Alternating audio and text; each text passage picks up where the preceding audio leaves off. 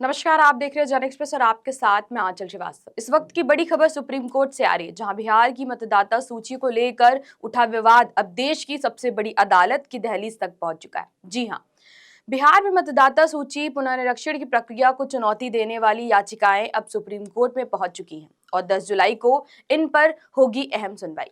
दरअसल बिहार में इस मतदाता सूची के पुनर्निरीक्षण को लेकर कई गंभीर सवाल उठाए गए हैं। याचिकाकर्ताओं का आरोप है कि राज्य निर्वाचन कार्यालय द्वारा मतदाता सूची से लाखों नाम बिना उचित प्रक्रिया से हटा दिए गए।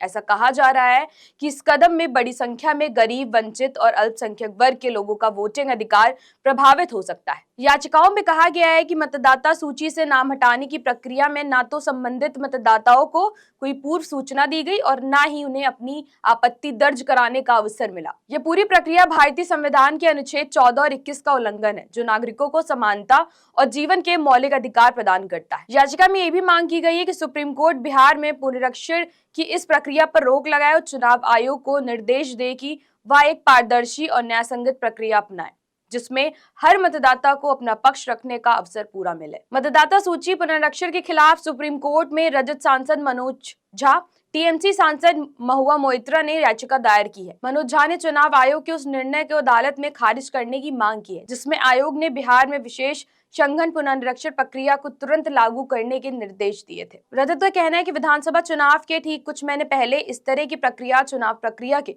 निष्पक्षता पर सवाल उठाती है। मनोज झा ने कहा है कि निर्वाचन आयोग का 24 जून का आदेश संविधान के अनुच्छेद 14 समानता का अधिकार, अनुच्छेद 21 जीवन और व्यक्तिगत स्वतंत्रता का अधिकार, अनुच्छेद 325 जाति, धर्म और लिंग के आधार पर किसी को भी मतदाता सूची से बाहर नहीं किया जा सकता और अनुच्छेद 326 18 वर्ष की आयु पूरी कर चुका प्रत्येक भारतीय नागरिक मतदाता रूप में पंजीकृत होने के लिए योग्य है। अगर इन अनुच्छेदों का उल्लंघन किया जा रहा है तो उसे रद्द किया जाना चाहिए। सुप्रीम कोर्ट ने इस मामले को गंभीरता से देखते हुए 10 जुलाई को सुनवाई तय की है। अब कोर्ट ये देखेगा कि वाकई में मतदाता सूची से कोई छेड़छाड़ हुई है और यदि हाँ, तो क्या ये चुनाव प्रक्रिया को प्रभावित कर सकती है। ये मामला सिर्फ एक राज्य की मतदाता सूची का नहीं, बल्कि भारतीय लोकतांत्रिक प्रक्रिया और निष्पक्ष चुनाव की नींव से जुड़ा हुआ है। यदि सुप्रीम कोर्ट इस पर कोई बड़ा फैसला सुनाता है तो इसका असर पूरे मतदाता सूचियों की प्रक्रिया पर पड़ सकता है। अब देखना यह होगा कि 10 जुलाई को सुप्रीम कोर्ट क्या रुख अपनाता है। तब तक के लिए